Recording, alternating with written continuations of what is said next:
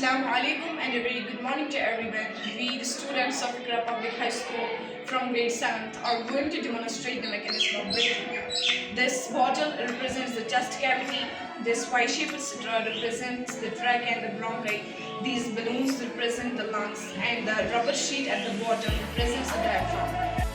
Now I will show you the inhalation, which means breathing in. When the diaphragm contracts, the intercostal muscles goes upwards and outwards. The volume of chest cavity increases and the air pressure inside decreases. The air outside rushes into our lungs. This is how it happens.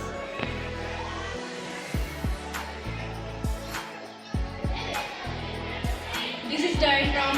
When it contracts, the air outside rushes into our lungs and the lungs expand. And this is the process of inhalation during breathing. Now I am going to show you exhalation, which means breathing out. When the diaphragm relaxes, the intercostal muscles go downwards and inwards.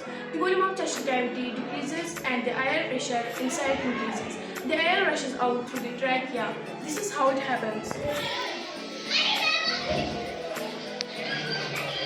This is the process of exhalation.